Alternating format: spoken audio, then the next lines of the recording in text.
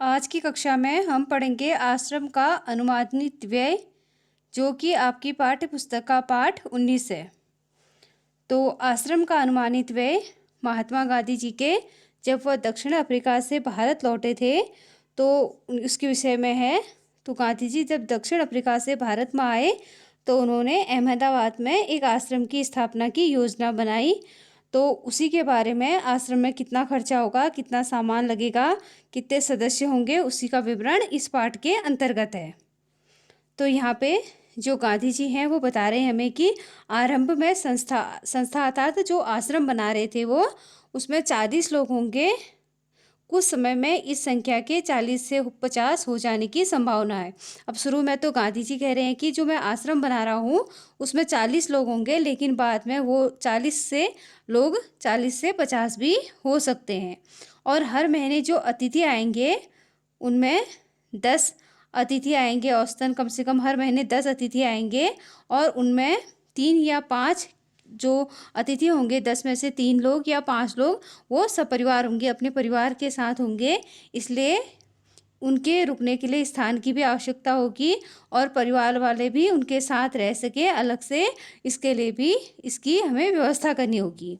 तो गांधी जी कहते हैं कि इन सब की व्यवस्था करने के लिए जो आश्रम में लोग होंगे उनके लिए और जो बाहर से अतिथि आएंगे उनके लिए व्यवस्था करने के लिए हमें 3 रसोई घर की आवश्यकता होगी और कुल 50,000 वर्ग फुट क्षेत्र पर बने इन सब लोगों के रहने के लिए आश्रम की आवश्यकता होगी। अब इसके अलावा गांधी जी कह रहे हैं यहाँ पे कि 3,000 पुस्तकें रखने के लिए एक पुस्तकालय चाहिए और साथ ही उन पुस्तकालय के अंदर कुछ अलमारियाँ भी चाहिए। इसके अलावा गांधी जी हमें बता रहे हैं कि कम से कम उनको 5 एकड़ ज़मीन खरीदने के लिए चाहिए, जिसमें कम से कम 30 लोग काम कर सके। इतनी खेती के औजार चाहिए जिनमें कुदालियाँ, फावड़े और खुरपों की ज़रूरत होगी। तो यहाँ पे आप लोग देख रहे हैं कि गांधी जी ज़मीन की बात कर रहे हैं और खेती के औजारों की बात कर रहे हैं। इसके साथ ही वो इसके आगे बढ़ईगिरी के सामान, अन्य सामानों की भी बात कर रहे हैं। तो इससे हमें पता चलता है कि जो गांधी जी थे वो स्वयं काम करने पर जोर देते थे। वो लोगों से कहते थे कि हमें आत्मनिर्भर बनना चाहिए और अपना काम स्वयं करना चाहिए। इसके अलावा गांधी जी लघु और कुटीर उद्योगों को बढ़ावा देने के उद्देश्य से भी इन औजारों को खरीदना चाहते थे।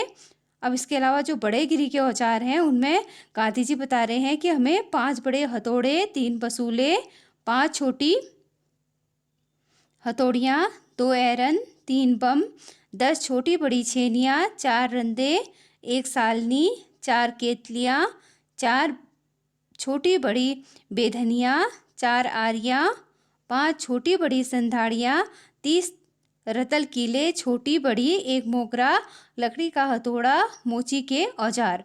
अब इन सब औजारों की बात गांधी जी इसलिए कर रहे हैं क्योंकि वह लघु और कुटीर उद्योग को बढ़ावा देने के उद्देश्य से आश्रम में ये औजार खरीदना चाहते हैं।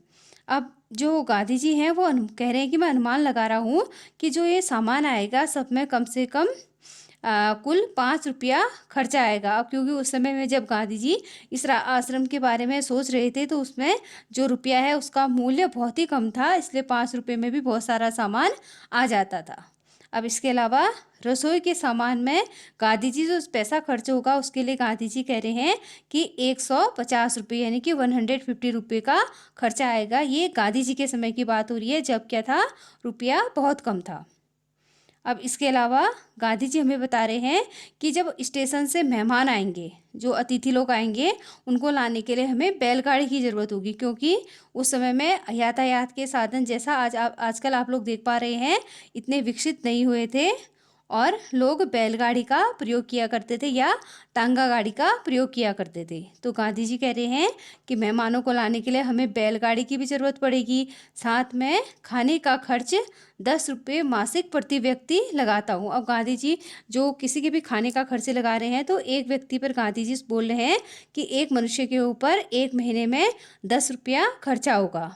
अब इसके अलावा गांधी जी बोल रहे हैं कि मैं नहीं समझता कि हम सब खर्च पहले वर्ष में निकालेंगे। अब गांधी जी बोल रहे हैं कि जो इतना पैसा लगेगा मेहमानों के आने में या औजार खरीदने में या जो खाने पीने के सामान में जो इतना खर्चा है, मैं नहीं समझ पा रहा हूँ कि जो मैं आश्रम में लोग लघु और कुटीर उद्योग से जो पैसा कमाएंगे उससे ये पैसा पूरा हो पाएगा।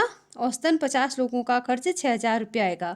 अब गांधी जी बोल रहे हैं कि मुझे लग रहा है अगर मेरे आश्रम में 50 लोग भी होंगे तो एक साल में उन लोगों पर 6,000 रुपया खर्चा आएगा। और इतना क्या आश्रम में हम लोग उठा पाएंगे, आश्रम से इतना पैसा कमा पाएंगे कि वो खर्चा हम पूरा कर सकें। अब इसके अलावा आगे वो बता रहे हैं हमें गांधी जी कि मुझे मालूम है कि कुछ लोगों की इच्छा यह है कि अहमदाबाद में यह प्रयोग 1 वर्ष तक किया जाए। अब गांधी जी बोल रहे हैं कुछ प्रतिष्ठित लोग हैं वो ये चाह रहे हैं कि जो अहमदाबाद शहर है में जो ये प्रयोग किया जा रहा है आश्रम बनाने का, वो केवल 1 वर्ष के लिए किया जाए। यदि ऐसा हो, अब गांधी जी बोल रहे हैं अगर लोग प्रयोग की बात भी कर रहे हैं तो मैं सोचता हूँ कि जो अहमदाबाद सरकार है वह यह सब खर्च उठाए। अब गांधी जी बोल रहे हैं कि मेरी मांग तो यह है कि अहमदाबाद मुझे थोड़ी ज़मीन दे दें और मकान भी दे दें और बाकी जो खर्च है वो मैं खुद उठा लूँगा। अगर ज़मीन और मकान का खर्च अहमदाबाद की सरकार उठा ले तो बाकी जो खर्चा है लोगों के खाने पीने का, उनके रहने का, जो अतिथियों के आने का है वो खर्चा मैं उठा लूँगा। अब इसके बाद आगे हमें बता रहे हैं गांधी जी कि अब चूंकि विचार बदल गया है इसलिए ऐसा लगता है कि 1 वर्ष का इससे कुछ कम दिनों का खर्च अहमदाबाद को उठाना चाहिए। अब गांधी जी बोले मेरा विचार बदल गया है कि सारा खर्चा मैं ही उठाऊंगा या मेरे आश्रम के में रहने वाले जो लोग हैं वही उठाएंगे। अब मेरा विचार कुछ बदल रहा है कि कुछ खर्चा अहमदाबाद सरकार भी उठाए। यदि 1 वर्ष का खर्चा उठाने के लिए वो लोग तैयार नहीं है तो मुझे बताएं कि वो सिर्फ खाने का ही इंतजाम कर दे लोगों के। अब मैंने खर्च का यह अनुमान जल्दी में तैयार किया है। गांधी जी बोल रहे हैं कि मैंने जल्दीबाजी में ये सब अनुमान लगाया है कि यहाँ पे जैसे लोगों के रहने में इतना खर्चा होगा, आने में इतना खर्चा होगा, या रसोई घर के सामान में इतना खर्चा होगा, औजारों में इतना खर्चा होगा। तो ये सब चीज़ों का अनुमान तो मैंने जल्दीबाजी में लगाया है। तो कुछ चीज़ें अर्थात कुछ मदे मेरे से छूट भी गई होगी। इसके अतिरिक्त खाने के खर्च के सिवा स्थानीय स्थितियों की जानकारी नहीं है। अब गांधी जी बोले खाने पीने का खर्च तो मैंने बता दिया, अनुमान लगा लिया, लेकिन जो स्थानीय स्थितियां हैं, अब जो अहमदाबाद की स्थिति है उसके बारे में मैं बहुत ही कम जानता हूँ क्योंकि मैं इतने वर्ष बाद अफ्रीका से यहाँ वापस आ रहा हूँ। तो मेरे अनुमान में कुछ कमी भी हो सकती हैं। परिस्थितियाँ जो मेरे जाने से पहले यहाँ पे थी अभी बहुत कुछ बदल चुकी होंगी यहाँ पे। अब यहाँ पे जो गांधी जी हैं वो बता रहे हैं यदि अहमदाबाद खर्च उठाए तो विभिन्न मदों में खर्च इस तरह होगा। अब वो गांधी जी बोल रहे हैं कि जो जितना खर्चा मैं आश्रम के लिए अनुमान लगा रहा हूँ उतना उसमें से कुछ खर्चा अगर अहमदाबाद सरकार लगाए तो उन खर्चों का जो मैं अनुमान लगा रहा हूँ वो इस प्रकार होगा। किराया, बंगला और खेती की ज़मीन पे खर्चा होगा, किताबों की अलमारियों का खर्चा होगा, और बड़े मतलब जो लकड़ी का काम करते हैं उनके औजारों पे खर्चा होगा, मोची जो जूते चप्पल सिलते हैं उनके औजारों पे कुछ खर्चा होगा। और इसके अतिरिक्त चौकी का सामान, चौका अर्थात रसोई घर के सामान पे कुछ खर्चा होगा, एक बैलगाड़ी या घोड़ा गाड़ी पे खर्चा होगा। 1 वर्ष के खाने का खर्च 6,000 रुपया। अब 1 वर्ष के खाने का खर्च वो लगा रहे हैं 6,000 रुपया।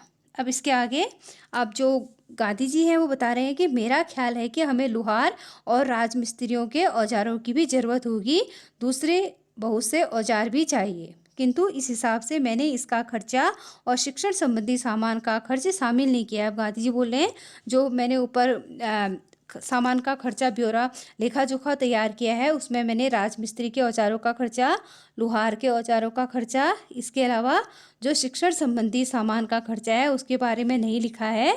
और शिक्षण के सामान में 5-6 देसी हथकरघों की भी आवश्यकता होगी जिसके बारे में मैंने ऊपर ब्यौरा नहीं दिया है।